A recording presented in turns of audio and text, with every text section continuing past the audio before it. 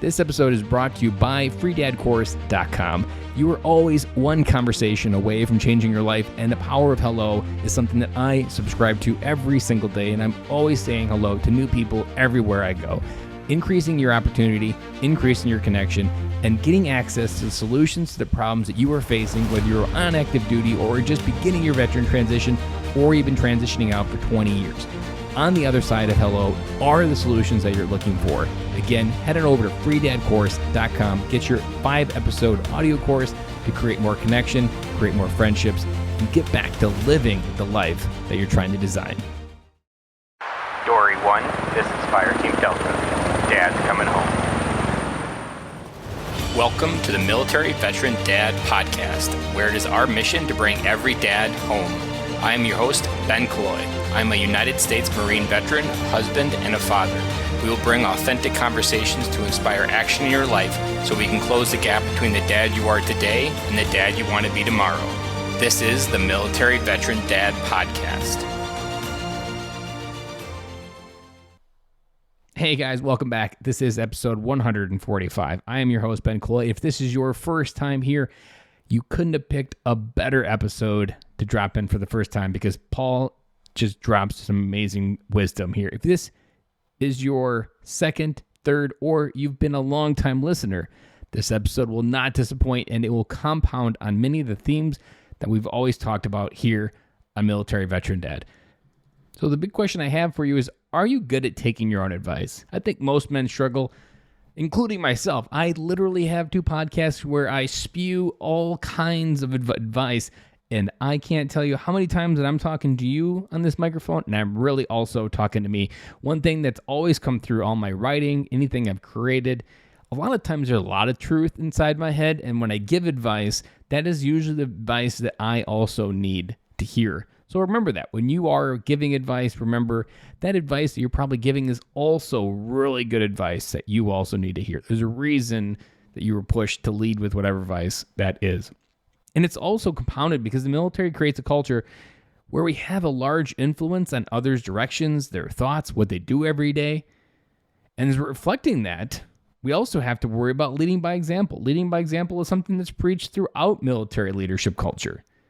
But yet again, how many people do you know, either anywhere in the chain of command, that really struggle to walk the walk?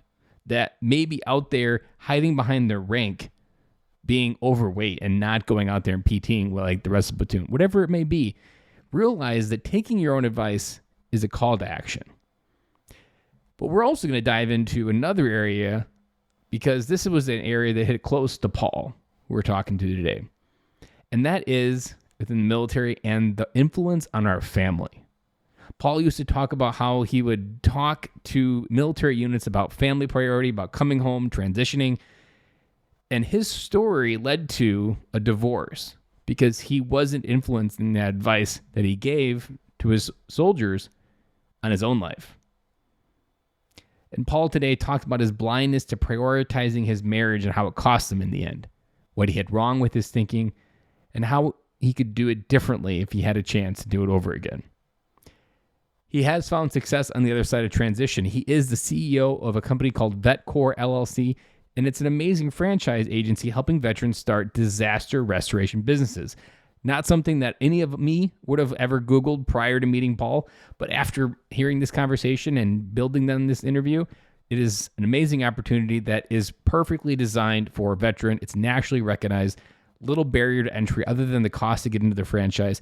And he has a 23-year career in the United States Army, and he's achieved a lot, and he's continuing to achieve and make an impact in his kids' lives and also in the lives of veterans. So, without further ado, let's just get into this episode with Paul Huszar, and I'll see you on the other side for my big takeaway. Today we are talking to Paul Huszar, CEO of VetCore, and he's got a story as an Army officer trying to come out of the military, kind of doing what we all do, and his story is going to be one big piece of humble pie, and he's going to open it wide open for us to share his experience here in the podcast. Welcome to the podcast, Paul. Hey, thanks, Bill. I appreciate it. Or Ben, I appreciate it.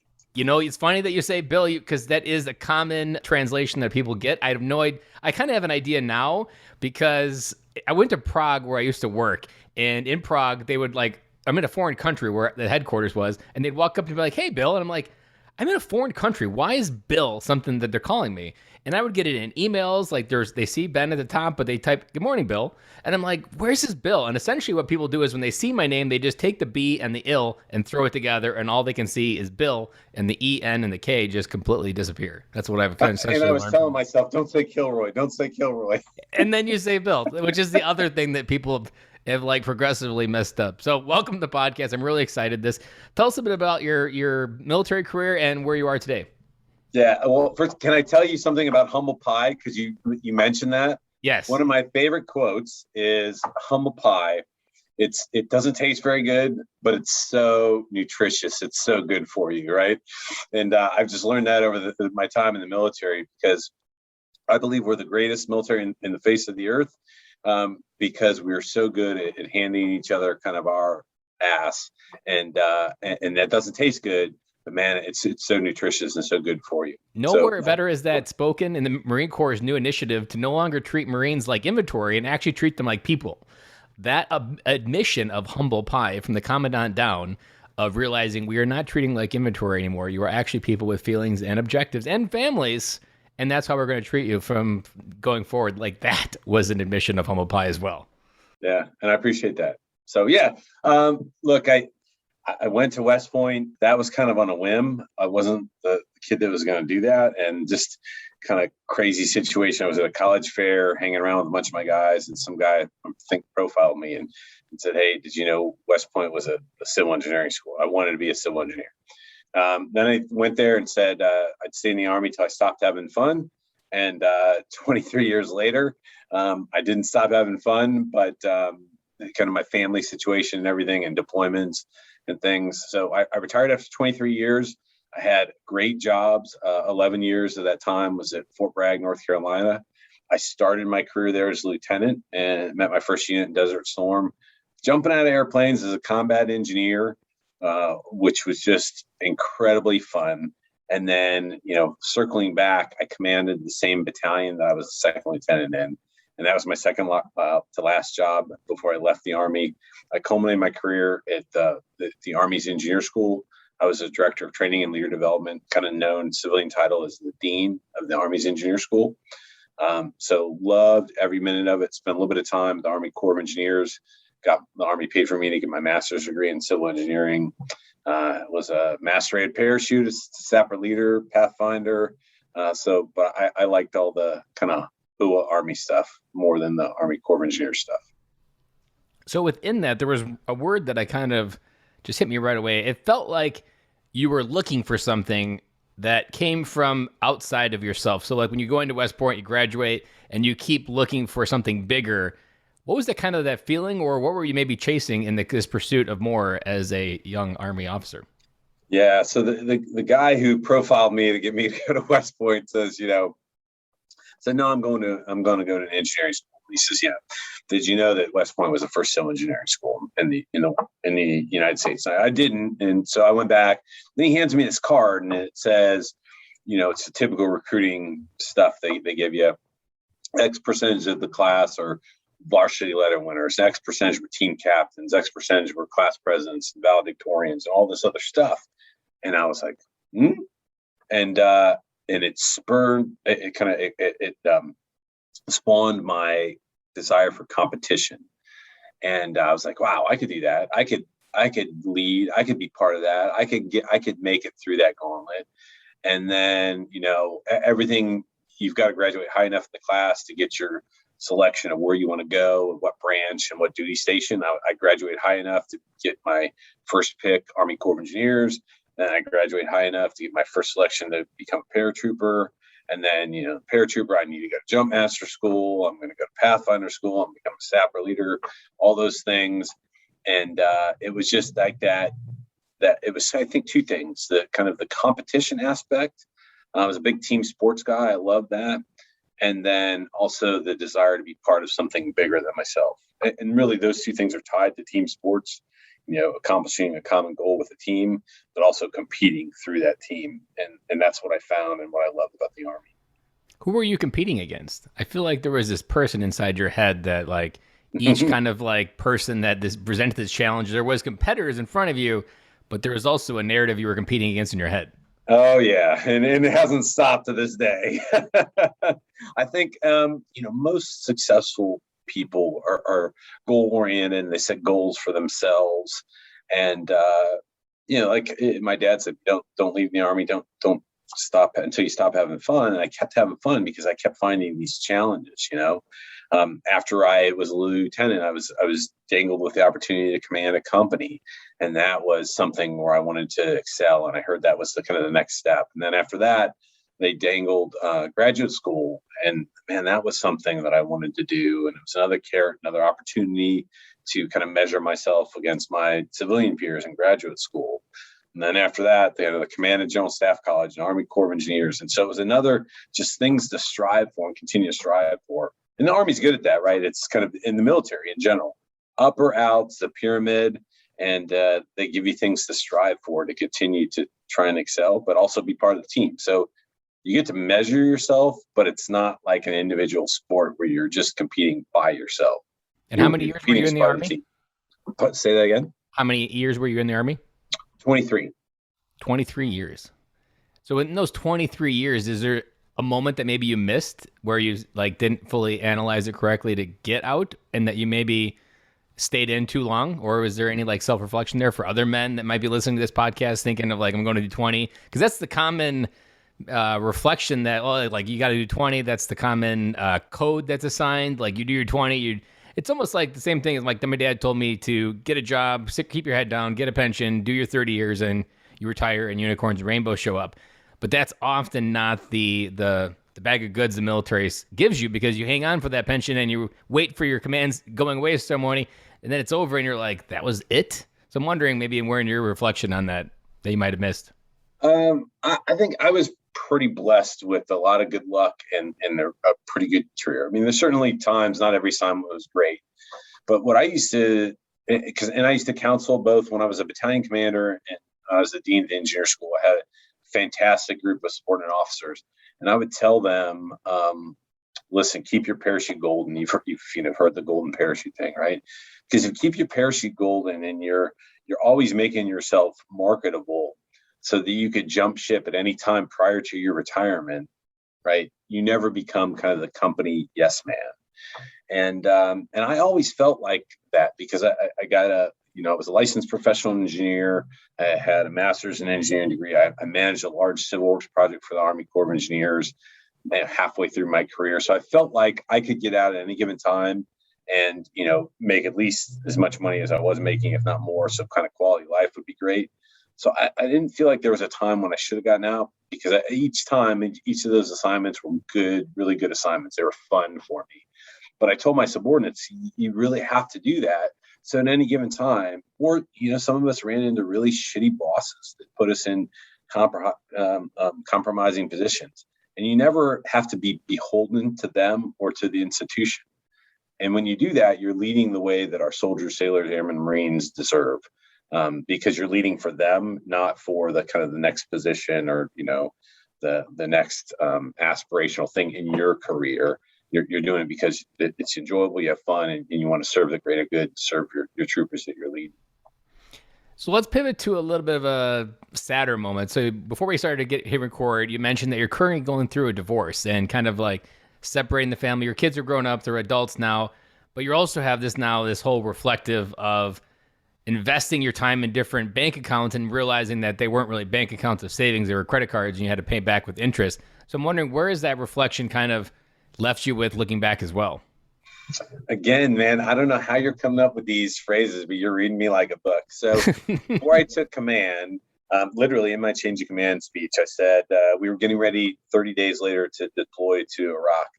And I said, listen, I need you all. And I was taking command of an airborne battalion. I said, need you all to make some deposits in the Love Bank, because we're getting ready to make a major withdrawal from the Love Bank. And of course, I knew what I was saying. I was taking command of a battalion of paratroopers. They're like, oh, yes, sir. We're going to go home tonight and make deposits in the Love Bank. Yeah. But I knew that message would be sticky. And I also chose the word sticky on purpose, too, because it would resonate in their head. And they knew what that meant. And frankly, I was important to me. I was still coaching my kids' sports. Went right before to the day we deployed. When we came back, I was coaching my kids' sports. I was going out to having date night with the wife and stuff. And then somewhere along my career, we stopped doing that. And I think part of it was we became really good friends. We became really good parents. We were really good at what we were doing. We had 2 kids, very close in age, playing travel soccer, divide and conquer, doing all these things. And frankly, I went back and I looked at it, and 4 out of 7 years, I was physically gone from my family. I did an unaccompanied short tour in Korea, went to Fort Bragg, was there for, I guess about 11 months, deployed on a 6-month tour, was home for 18 months, deployed for a year as a Brigade S3, was home for less than a year, and deployed again as a battalion commander with TDYs and everything, military duty in between. And I tell people, I'm not blaming the Army, because I love the Army. It did great things for my marriage, did great things for my family. My kids are true patriots. They understand service. But I probably wasn't as honest with myself. And looking back on it, and I didn't follow my own advice as well enough as I should have to create that time for my primary relationship was my marriage. And hindsight's 2020. And it's right now in its position where it's very civil. We're still very good friends, but it's just sad. We lost something along the way. And I searched for it, and we went through marital counseling, and I went back to my counselor and said, why did this happen? And she's like, well, I went through my notes, and I knew you were going to come back because you're the kind of guy who always has to know the why. And she said, it's the most common why in the book. You drifted apart over a series of years and you didn't see it coming. So my advice is don't let it drift apart. But you have to consciously decide not to let it drift apart. You have to do things to prevent that from happening. Something I've learned interviewing all these dads over the years is that there is this word that we often don't rank among the things we say yes to, and that's commitments. And the military is the easiest. It's the biggest elephant commitment in the room. And very few people are ever going to call you out for being committed to the military. I mean, you're serving your country on a selfless basis. Who's going to call you out on any normal basis of thinking? But if we think about the order of commitments, that the one that I noticed with the military dads the most is we get the priorities of commitments mixed up, that the one we made to our wife is till we're 6 feet under. Literally to the end of time, there won't be a single commitment. There won't be a single piece of anything that you put your yes to that will outlast that commitment. But we don't prioritize that. And often we get the pecking order out of order with the idea that our kids are even more important than that commitment, that original commitment. And then you start getting caught up in life and you go through all those different things. And you start almost thinking you need to help your kids grow up into strong adults. But again, they're eventually going to leave. That commitment, you're still part of their life. Fatherhood just changes once they leave. But you're still left with the original commitment. And it's that the roots of it underneath the surface where you can't actually see until it kind of becomes visible. And you're like, oh man, this is kind of just dried up. The grass is no longer greener here. And I often shortcut it down to always kiss your wife first when you walk through the door. And this was advice gave me way back in the beginning of this podcast, because showing her the commitment that you're more important than the hugs to the kids, that you're more important than anything else in my life, was that kind of reminder that, yes, I love you kids, but I love her more. And it's that reminder to yourself, always kissing your wife first, to be that signal of no matter what you choose, but the military or any other priority, that one with your wife is going to be there at the end of the time. Absolutely. And to the point where we were, I spent 11 years at Fort Bragg, and I was there as a major all the way through being battalion commander. And if you've ever been stationed in kind of that part of the country, it's kind of the Bible Belt. We were members of this really awesome church. And they had the kind of Wednesday nights where you would go to church and your kids would go to kind of children's church, and they would have adult classes and things. And I remember vividly, we went to this class, my wife and I, it was called, I think it was called Raising Kids God's Way.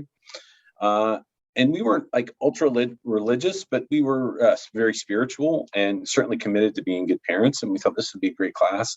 And I remember the one thing that was kind of most resonating to me was they said, your relationship with your wife should take primacy because that's what created your children. And they should understand that. They should always see that. And not going into too many details, there are things that happen that indicate that I didn't do that.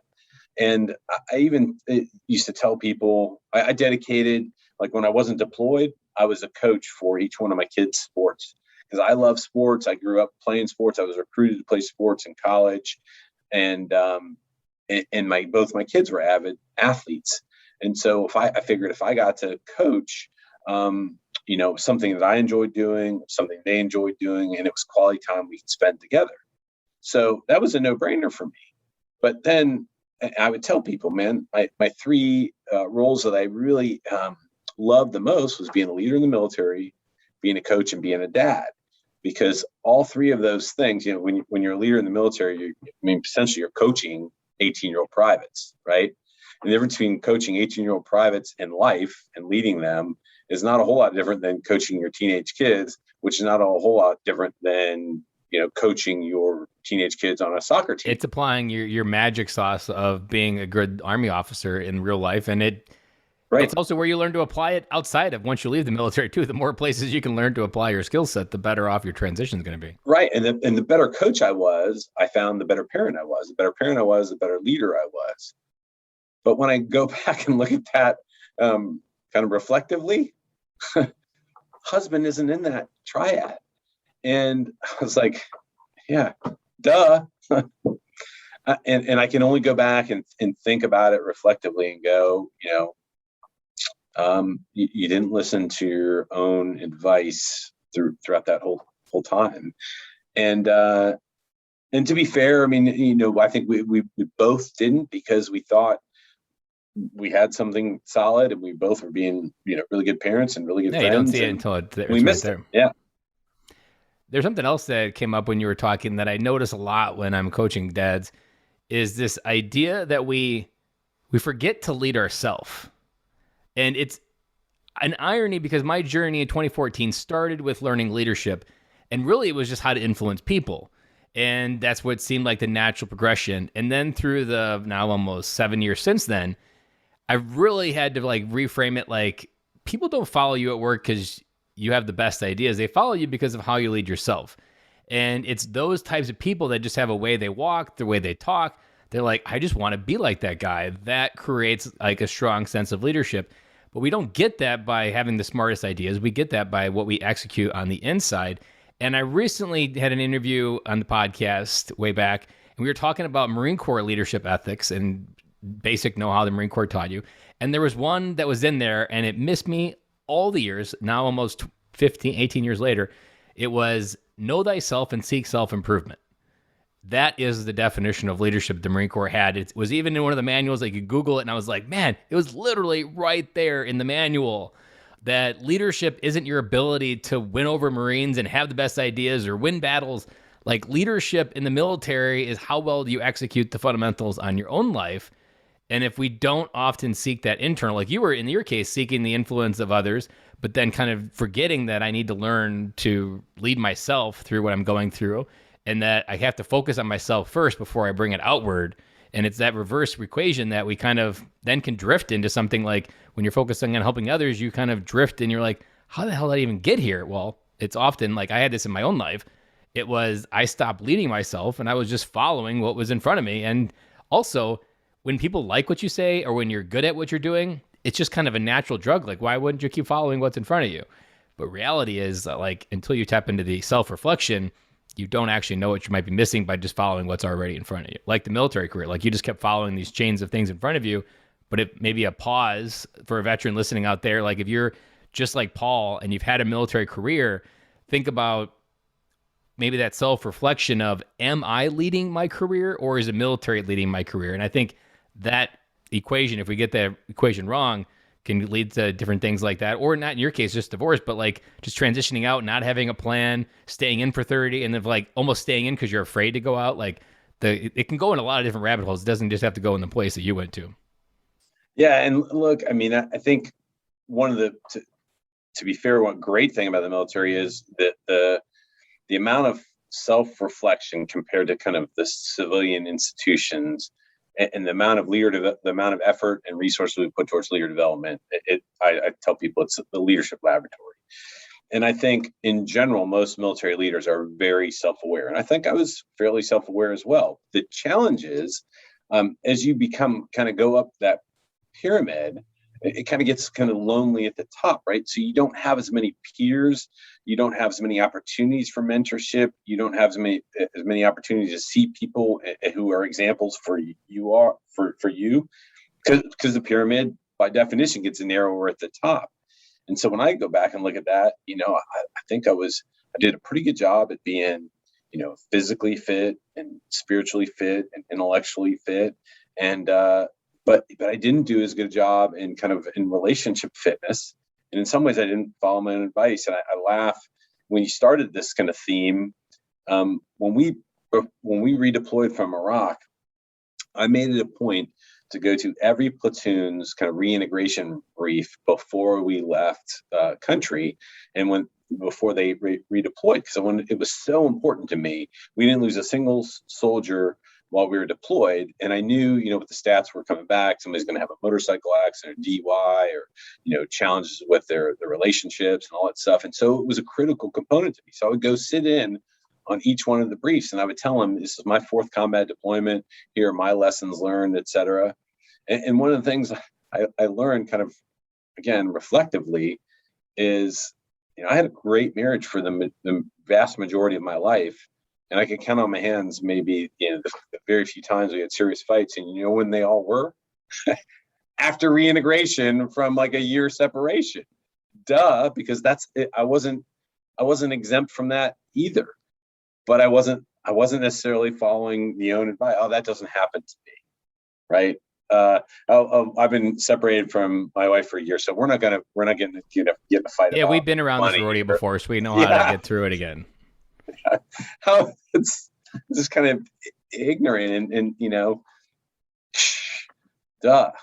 I want to pause and talk to the listener for a second, because there's something you're talking about that I want to make sure everybody understands at a fundamental level of what you just talked about, Paul, is as you climbed, there was less reflective surface around you for what you weren't seeing. And when you have a larger group, you have different mentors, you have different non-commissioned officers, you have just a different world, and you have more reflective surfaces for people to say like, dude, you need to get your shit together.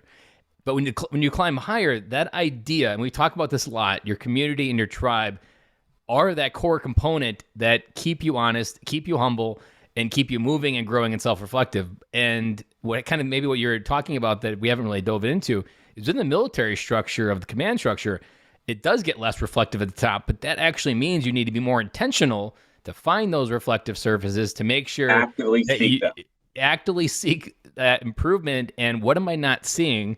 But get it from places that you trust, get it from places and mentors that have walked this road, or even just like in this case, listening to podcasts of people ahead of you, of what am I not seeing that I'm going to be confronting. It's almost just like a situation brief, like before you go into battle. You get the information of what you know about on the ground before you go.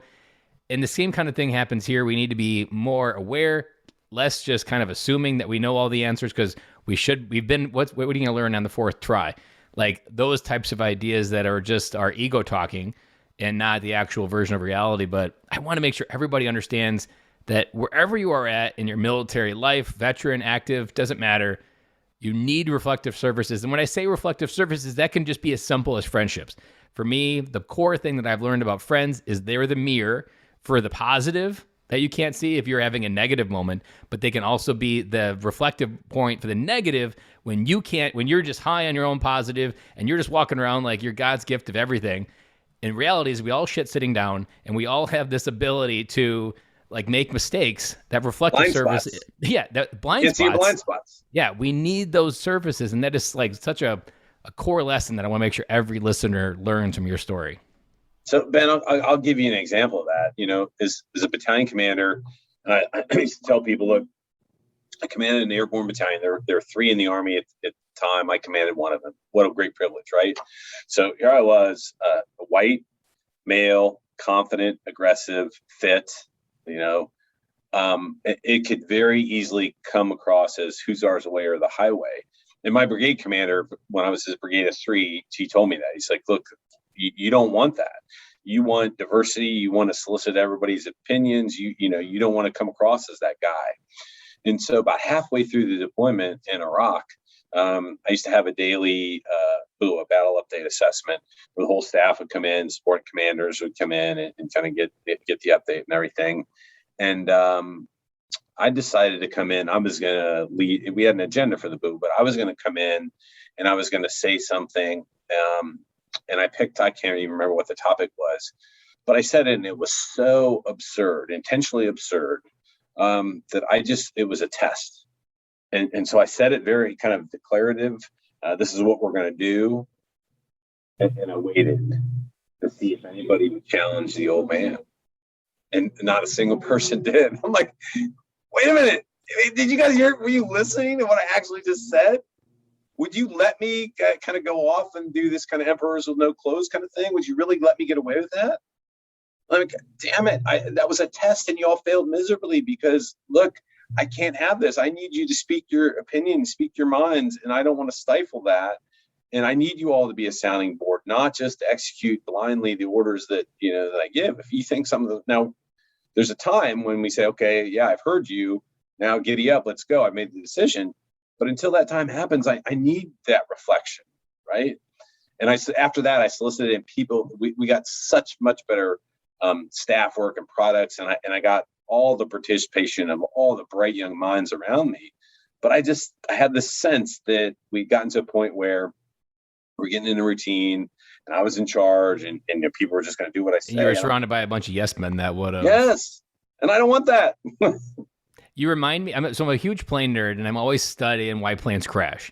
And there's one particular story of a United flight in like 1979. It was from Denver to Portland, and this plane was getting ready to land, and they turned the landing gear on, and the light to confirm it was down didn't turn on.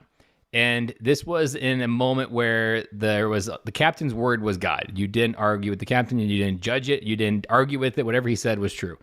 And essentially, as the captain's trying to troubleshoot this light, you can hear in the background of the recording, 3,000 pounds, 2,000 pounds, 1,000 pounds. The co-pilots are enunciating the level of fuel level. They can't say, hey, we need to figure this shit out. We're going to crash because we're running out of fuel. They literally crash a plane because it ran out of fuel. And the landing gear did come down, and it was only because of a light bulb burned out. And it was because there was a culture of where the co-pilots couldn't argue with the captain, and it was the captain's word against theirs. And it was that culture that brought down a perfectly good plane right over Portland in the middle of the night. And had they just landed or did a visual inspection of flying by the tower, they could have landed a perfectly good airplane. Everyone would have survived on that plane. And it was because of the breakdown of communication. And one of the reasons why the airplanes don't crash is because they created CRM, which is crew resource management, which is the ability to articulate different problem solving and to leverage everybody's assets and resources and experience in the cockpit, and to realize that you can't just assume what the person's saying is true. It gets kind of watered down in the military because you have that like tough as nails, you need to follow what you're told to do. But at the same time, the humble pie part is, especially not when you're in garrison, that type of attitude is how people get killed. Like if you're applying that type of mindset, I can't argue it in military at garrison, you're almost just creating a perfect storm where someone in the future is going to have a moment like that United flight, and it's not going to be good. Well, if you like that, there's this really cool essay called The Cognitive Style of PowerPoint that I read when I was a major. And it's about, basically takes a case study of when the space shuttle was trying to land and it lost trying to re-enter, and it lost a bunch of tiles on the way up. And it takes for the Columbia disaster. Yeah. And it takes a case study of how that scientific data was dumbed down due to PowerPoint, the way it was presented. And I read this essay as a major, and so you can imagine what it was like, because I was on the core staff making PowerPoint slides for all and it was just the culture was terrible. It was like this, and I'm watching it happen. But you will really enjoy that, because it talks about how you can't just take very technical oriented stuff, and i.e. missions in the military, and dumb them down to one page, mapper with task and purpose, and expect people to not make mistakes and make these complex missions all of a sudden become overly simplified on a PowerPoint slide. So let's transition a little bit to where you are now. Coming out of the Army, how did you get hooked on one, entrepreneurship? Because I kind of have an idea maybe, but it's not usually something that we're immediately assigned. It's not the standard DoD code that they assign you. I often feel like officers have a ledge up on this though, because they see the world at a higher level because of their academic already. And so like they have maybe a leg up on the enlisted. But where did you see the world when you left that allowed you to see where you're going and where you are today? Yeah, it's a complete accident.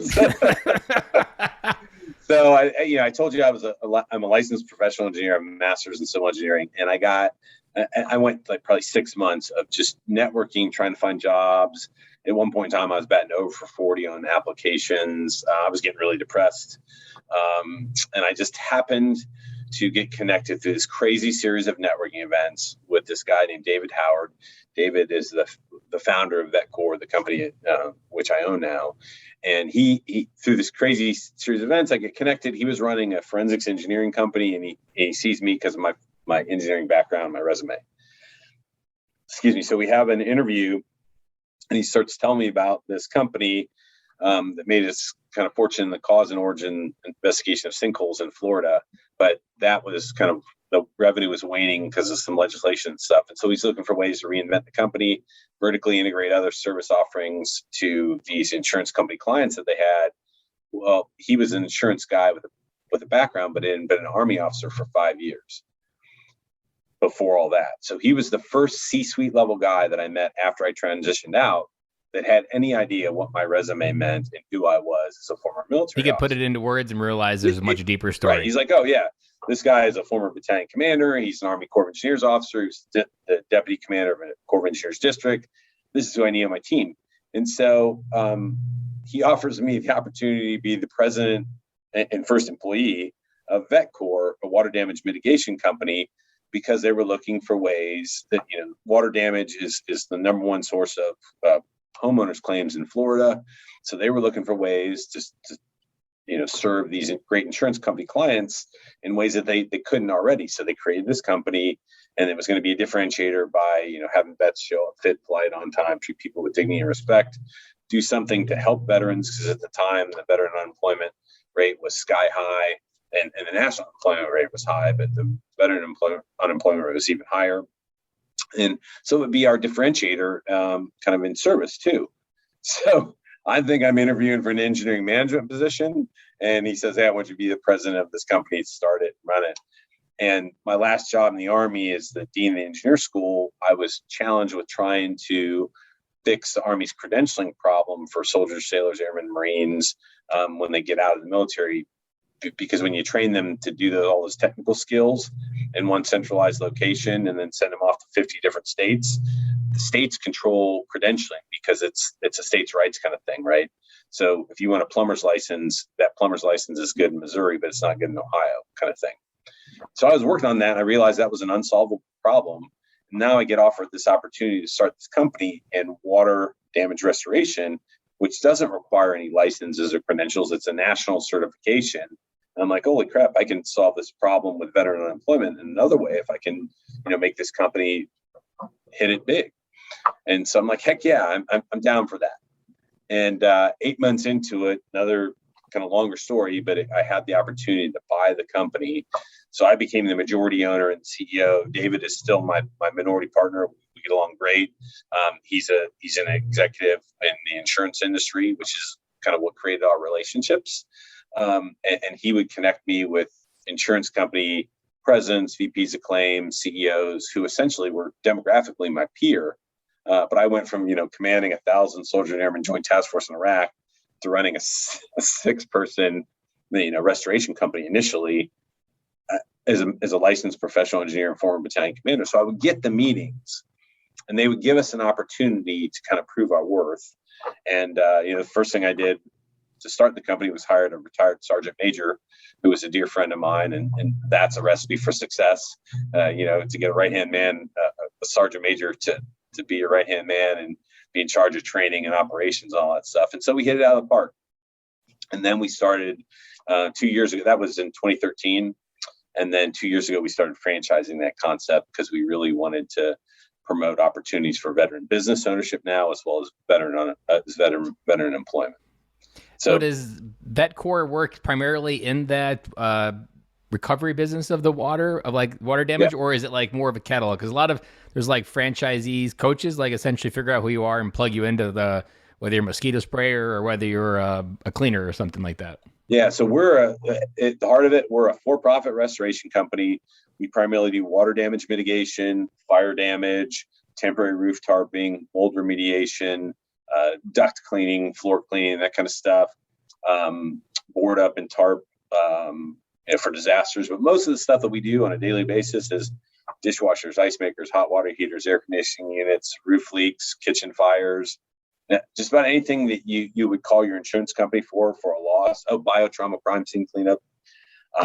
And what I tell people, and Scott and I like to say, it's science, but it's not rocket science. So it's not a skilled trade.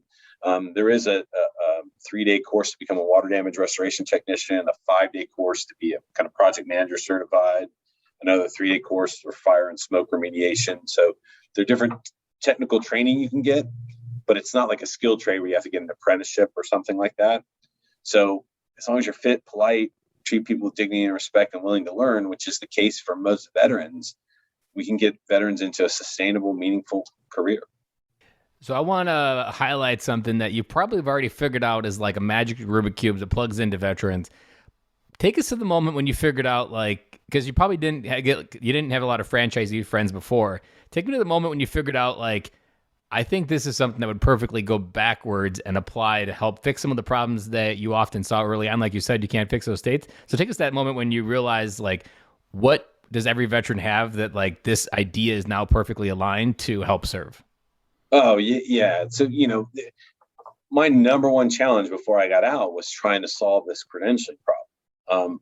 A little bit of background, that the chief engineer in the Army, he's a 3-star general, had been the chief personnel officer of the Army before he was a chief engineer. And he came to me, he's like, Paul, we got to fix this problem, because when I was the G1, the chief personnel officer of the Army, I was getting a bill to pay the Army's portion of unemployment. Because you remember what life was like in 2013, we were downsizing, the military was getting smaller. So all these people were leaving the force and they couldn't get jobs, high unemployment.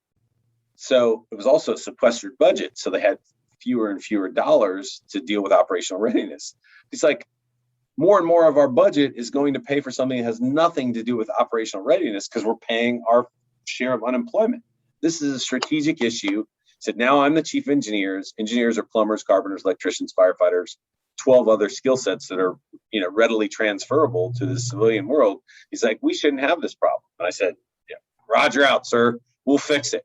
And then I looked and I'm like, we can't fix it because it's, 50 different states with 50 different standards.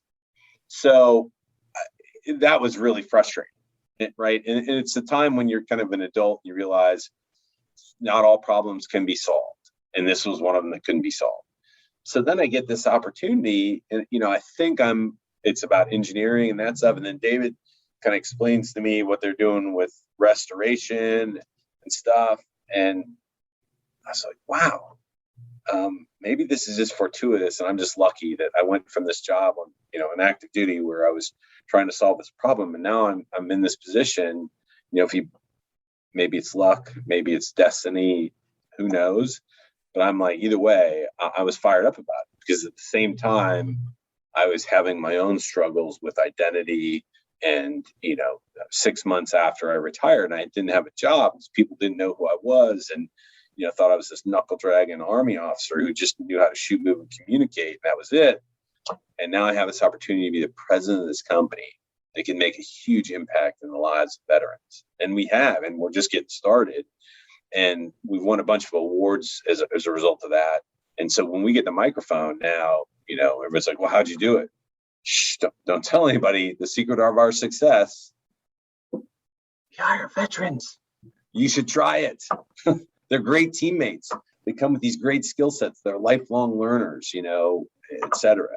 And so one thing I've heard with franchises is we operate with SOPs in the military, and franchisees come with an owner's manual, and you just have to turn the key. Although Humvees don't have keys, so that really doesn't work from a military aspect. But the idea that there's this SOP to function what you can do on the outside without having to reinvent the wheel.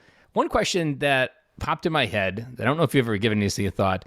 They always say veterans really struggle with the transition of purpose, that there's an altruistic purpose while you serve.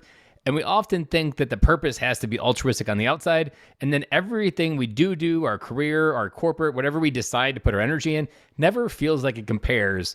How does a franchise kind of fix that, or maybe reframe it for a veteran that allows them to feel it in a different way that they don't think it could if they're just kind of being ignorant? Like, I'm not going to be a franchise owner because I'm still kind of figuring out that, and it doesn't sound like my purpose. Where could we get that wrong? So a couple things. First of all, you said something about, SOPs, and that's absolutely true. But I think the stigma attached to veterans is we only follow SOPs kind of very rotely, and people don't understand kind of the essence of a small unit leadership. And the reason that the military is so great is because of the initiative of the small unit leader. So yeah, we follow orders, and yeah, we follow SOPs, but we also understand initiative and how to make them better, right? So we have it's just the building block on which we build, on which we start. And so when I talk to people about franchising and us as the franchisor, I said, I studied franchising for 2 years before we even started franchising. We were a restoration company. Now we're a franchising company and a restoration company. And franchising, key to franchising, as I studied it and succeeding at it, is really three things. It's training, standardizing, and replicating. You know any institutions that have a good reputation of training, standardizing, and replicating? So I'm like, franchising has been a blast because, as I mentioned, my chief operating officer is a retired sergeant major. There are none better in the world at training, standardizing, and replicating than sergeants major, right? And so that was really key. The other thing, you talked about purpose and everything, and if you ever seen that, it's in my phone. Yeah, that's it. And when I tell people, I want people in the sweet spot. So for the people listening, it's really finding the intersection of four things: what you love doing, what the world needs, what you can be paid for, and what you're good at. And so when I talk about this, what you love doing, for example, right? Well, most of us, like working out, right? But just because you like working out doesn't mean you should be a gym owner, because the owner of a small business isn't the guy who's doing the personal training, or generally shouldn't be, because the owner of the business should be working on the business, not in the business. So let me ask you this. Do you love creating opportunities for other vets? Do you love creating a brand known for timely, quality, reliable service and the value of veterans? Do you love being part of something bigger than yourself? Because if you love doing that, that's the corporate culture that we're trying to create here. What you can be paid for. Don't buy a Blockbuster, right? Because you can't get paid for that anymore. So you have to look around the corner and don't buy a fast food restaurant without a drive-through. COVID taught us that kind of thing, right? So if you can, buy an essential service because you can get paid for that. Okay, what the world needs, they're going to need that kind of stuff. Essential services that they can't do themselves because they're not equipped for, or they don't want to do it. But I tell people it's really command and control of small unit level operations. And when those small unit level operations are things that people don't want to do themselves. And that's a really good fit for people. And then what you're good at, you don't have to be good at restoration, but you got to be good at learning, because we have a system that's going to make you succeed. You have to be good at leading a group of people. Well, when you talk to most people who we're interested in, and primarily we're trying to franchise the veterans, they were all leaders in the military. Even if you're E5, you led a team, you're probably a team leader when you got out. If you're a squad leader, you probably led 8 people. Well, our offices are anywhere between 8 and probably 20 people. So those folks are good at that because they've got all the tactics, techniques, and procedures and experience from their military experience. So what I want is people who find the intersection of those 4 things. And if you find the intersection of those 4 things, you found your purpose, and you'll never work another day in your life.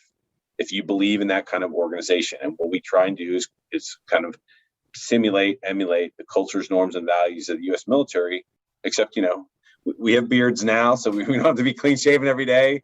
Generally, I'm not wearing a belt now.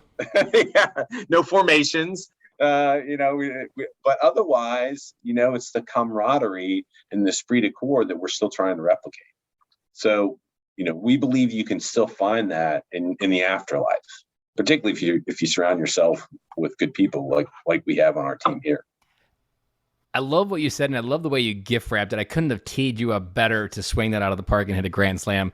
Because even deeper, what you just tied, when you tie all of those four together, the basement of that intersection is your family. And I don't say basement because it's like the second priority. It's the foundation that all those other intersections create that can build off of and allow you to create a stronger foundation of family. So that way you do build on it, doesn't end up being like a house of cards or toothpicks. It's built with steel, and you can have multi-layers to it, and it builds on top of itself. And it's that foundation that, like, it's a deeper sensibility to be the person you want to be, the person you want to see on the inside, the dad you want to be. It's finding that intersection where you can, like, kind of just pause for a second and breathe, because you're not running around with your head chopped off. And when you get that kind of like, it's like an open air kind of like middle of a hurricane a little bit. When all that's in the middle there, it just feels like where you be. You can breathe, you can see the world clearly. And it's that intersection that really can transform everything in your family as well. It enables it, right? So as a small business owner, before we start franchising, I was coaching a high school soccer team. My son was the captain of the team. My daughter was on the girls' team. Every Tuesday and Thursday night, it was family night, because I was coaching the boys' team at 6 and the girls' team played at 8, or vice versa, right? I coached their club teams. How did I get to do that? Well, my boss let me, because I was my boss, right? And so when you're a small business owner, you manage your own internal risk, you manage your own internal schedule. So if you want to go to your kids' play, if you want to coach your kids' team, it's up to you. You control that. And that was a huge impact on the decision making for me to kind of take the leap of faith, because I initially bought VetCore and became the owner, and then had the opportunity to franchise it. And now when I talk to my potential franchisees, I said, listen, a couple things. You have the opportunity to really build wealth, and I could go on about that. That's what this podcast is for. But building wealth is important to your family. It's also important to providing you flexibility in your own time. Gives you options. That's right. And the biggest thing, though, is quality of life. Because if you hire the right team, you train the right team, you work on the business, not in the business. I'm in a place now where I get to do things like this, to talk about the success of the business. I get to go out and be a veterans advocate, to talk about the value of hiring veterans, which is really what I'm passionate about. And I believe that if I do that effectively, it will come back around and create business development for us. But even if it doesn't, I'm contributing to our mission, which I'm passionate about, which also enabled me the time I wanted to go coach my kids' teams, to go be in an assembly, to watch something, those kinds of things, to take a day off whenever I wanted to or not, to take vacation or not, and to do all those things and afford those things that, parents ought to be able to do. That takes a leap of faith, and not everybody can do it, and you have to manage your own risk. But if you can do it, you become your own boss, and then you get to determine the allocation of your time and your resources, and put them where first things are first. I love how you said the word risk, because a couple months ago, I heard a brilliant way to spell faith, which is one thing you need in entrepreneurship, because you can't see everything that you need to go after. You have to believe and have faith that it's there. But faith is actually spelled R-I-S-K. And you can't actually let faith show up until you invest in risk. No, and that's that great. Sounds like crazy, but like the leverage of your freedom is going to be based on the amount of leverage of risk you're able to get there. And that faith will show up when you follow that risk and you put that risk out there. Because it's actually when you have little to no control over how your life shows up, that's when God transforms it the most. And it's that same kind of feeling that I can tell you how many times I felt in the last 2 months even, where the more risk I've leveraged, the more faith shows up, and it's that faith that lets me keep going. And nobody understands risk management like the military. When you say risk management in the civilian world that I live in now, it equates to insurance. That's what risk management means. And even the professional risk managers don't understand it like we did. But people misunderstand that because they think, oh, you're in the military, you're a paratrooper, you jumped out at 800 feet above ground level, going 130 knots at 10 minutes after midnight with zero loom, the risk of accidents, the risk of bodily injury, deploy to combat, life, limb, eyesight, all that kind of stuff. It has nothing to do with that. It has everything to do with, as a junior officer and junior NCO, the first time you ran a rifle range, you had to do a risk management worksheet. And you had to understand that there were two components of risk. There was the severity of risk and the probability of that risk. And you could do things to manage and mitigate the probability, and you could do things to manage and mitigate the severity. And because we understood that, we did those things. Okay, you had safeties on the rifle range. You had limits, left and right limit. You had all these measures that went in there that you learned how to do. And it was part of our job description at every level.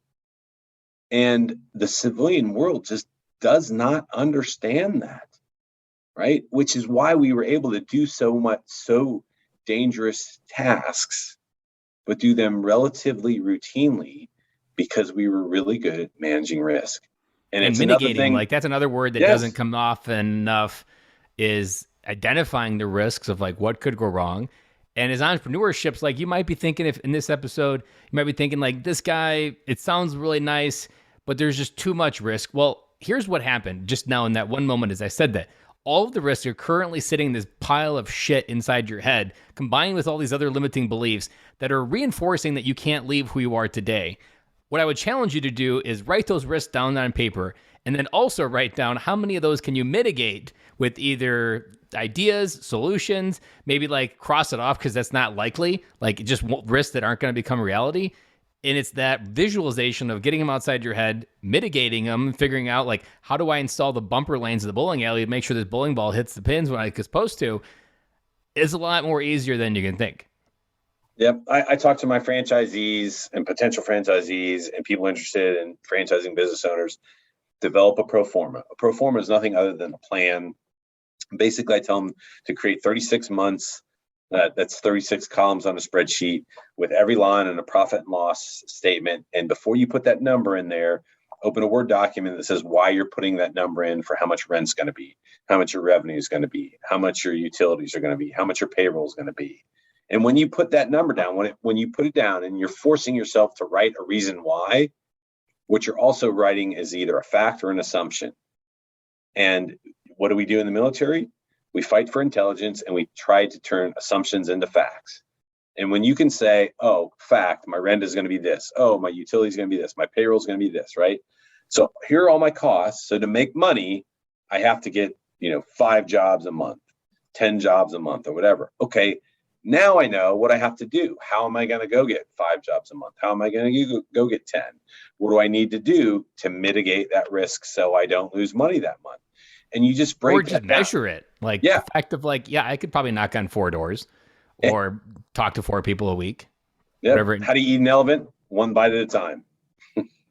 Right? And you're breaking it down, and then you just decide how I'm going to mitigate that risk. And that's one of the things we train and coach the people to do. And when you do that, you're breaking a complex problem down to smaller problems to solve that lead to your ultimate success. And you eliminate all that garbage in your head that you can't do it, because you have the intellectual integrity that you've done it and you've created the plan, you have faith in it.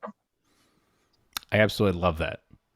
And it kind of puts a whole big gift bow on this whole idea. And honestly, if I wasn't all in on podcasting and being a professional speaker and a coach, I probably would be going out and setting up a business to tear down mold and clean up CSI different scenarios at people's houses. And it's one where it makes sense. And it's one where I wish it had been information that I would have known even 10 years ago, or even after I dropped out of college. In 2014, I dropped out of college. The GI Bill wasn't working. I was going for electrical engineering because I thought I wanted to be an expert in it, but it really wasn't working. And the grass completely dried up, and it was dry for about 6 months. And it still took about another 3 years before I even started turning the lights on in my life of figuring out where I wanted to go yet. Yeah. It's why we just reach out to so many people in their transition. I mean, we're finding a lot of franchisees through like the Service Academy Career Conference, Service Academy Business Mastermind, military transition, recruit military, all those things. And we're just reaching out. We have a big social media presence just to say, hey, let us help with the transition. Because one, we have the scars and lessons learned. And so you'll learn lessons. Just don't learn the same ones that we learned. right? You'll have your own scars, just hopefully they're not as severe as the scars that we had. And so we just get better through successive generations of people getting out of the military. And so we ease that transition. So it wasn't as significant. It won't be as significant as it was for me. And then we apply those. And it's one of the things we do really well in the military. We do after action reviews. What happened, why it happened, and how we can improve. And basically that's what we've done with VetCore. What happened during my own personal transition? Why did it happen? And how we can improve when we've put that into a system to become a business owner in the restoration business. Yeah. So Paul, if people are hooked like I was, if I could rewind, where can people go to find more information about VetCore and the franchise model? Yeah, so we have a website, www.vetcore services.com. It talks about our restoration business as well as our franchising opportunities. We have a YouTube channel. We have a Facebook page, LinkedIn page. Also, you can connect with me personally, Facebook, LinkedIn, Instagram. I generally kind of connect both with what we're doing as a company and kind of as a brand to help veterans through my personal pages as well. So I'll connect with any veteran on LinkedIn because, when I started, I had a profile of 0, and now I have something like 6,000 connections. And I'm not bragging about that. It's just I will use that for good. So if you're a veteran looking to transition, connect with me on LinkedIn, because now all of a sudden you have access to my 6,000 connections, which is something I didn't have when I transitioned. So connect with me on social media, check us out on the web, give us a call, email. We're happy to follow up. And, whether it's just about transition advice, business ownership, franchising in general, or, if you're really interested in sincerely in the opportunity of VetCore, great. But any of those other things, we're contributing to our mission if we're helping you with any of those things as well. Well, I'll put a link to vetcoreservices.com in the show notes, along with links for all your socials if you want to take Paul up on that offer for his LinkedIn profile. I'm pretty sure the moment I was introduced to you, I immediately made a connection to you out there on LinkedIn, so I've already checked that box for myself. Well, Paul, I really appreciate you coming to the podcast today and sharing this, because I think this will be an opportunity that isn't very gray. A lot of times we've had franchises come on where we talk about the idea of franchising, and it still seems far away because you still have to figure out, am I a franchise owner? But here you gave us a very black and white, understanding of this is what it could do. This is the freedom. And it's more concrete in the previous episodes that we've had about it. So I really appreciate you coming on the podcast today. Thanks so much, Ben. I really appreciate and everything you do. You got a great message, great podcast, and appreciate what you're doing for our former teammates out there. Thank you for listening to today's episode. Man, I really hope that episode cut right to the core, and hopefully, if you were anything in the seasons that Paul was in early on before getting to that divorce door, I hope that was a wake-up call. I hope that was the wake-up call that you needed in your life to really see where you could go, see where the mistakes that you were making, but more importantly, right the ship. Right the ship in regards to his marriage. If that was a wake-up call and you need a friend to talk to, reach out. Ben@militaryveterandad.com. Send me an email. I love having a conversation. I'm not directly working as a marriage coach, but a lot of what I do and a lot of the issues we see in marriage have to do with what we feel on the inside. That is exactly what I do as a coach.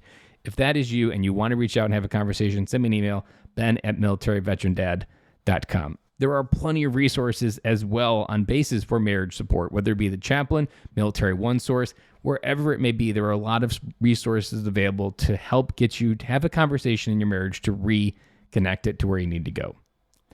But my big takeaway is what we're here for. You hung on to the other side for my big takeaway. And for my big takeaway, I've heard this before, but I'm always forgetting it, that the idea of where you're meant to go is at the intersection of your purpose, what you're good at, and what you can get paid for.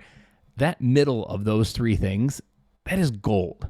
Because as a veteran, there are many things that we like doing. There are many things that I like doing. I know in my own life, I used to be able to think after I learned something, I was like, how am I supposed to decide what I want to do with my life when everything I start doing, I fall in love with? Those three questions would have changed my life on the other side. What do you enjoy doing? What are you good at? And what can you get paid for? Those questions and finding the intersection where those three meet, that is a great place to start if you're just getting started in your transition. Or if you're somewhere in the military and you're still got a few years yet, think about those things, try to align them, and use them as your compass. Because freedom through entrepreneurship was a big theme of this episode, and I hope that you felt that entrepreneurship is a great way to create opportunity out of nothing and to give you choices in your life to take you in places that aren't really easily found within the corporate world, within having a job. And so that was a big takeaway for me. And so to wrap up this episode, it is the week before Christmas. We are counting down, as your kids are probably counting down. My kids are counting down as well. As a person who's been doing this podcast for 3 years, 3 years we're coming up on January 1st, I am humbly grateful for every time someone listened to this podcast. You continue to be the mirror for the value that I often didn't see before I started this podcast. So, like I said, if you're out there and you need any help this holiday season, send me an email, ben@militaryveterandad.com. If you are also looking to set a goal for next year and you're struggling to figure out what do you want to do, some of the things that I've done in my life that really kind of catapulted me into different places is I picked a word of the year. And that word began to design and change everything. And also the universe would start testing me when I had that word as well. So I hope that your memories of Christmas are just as good as mine coming up, and that everything works out, and whatever you have going on in your life, that you're able to find some resemblance of Christmas and the feeling of what we get to celebrate, that Jesus Christ came into this world, and that we get to bring this feeling of connectedness, this feeling of letting go, but then also remembering that the connection to our family is really what's going to fuel us. And I hope that you have an opportunity to create that. Guys, I'll be back with you on the other side of Christmas on December 27th, and I will talk to you guys then.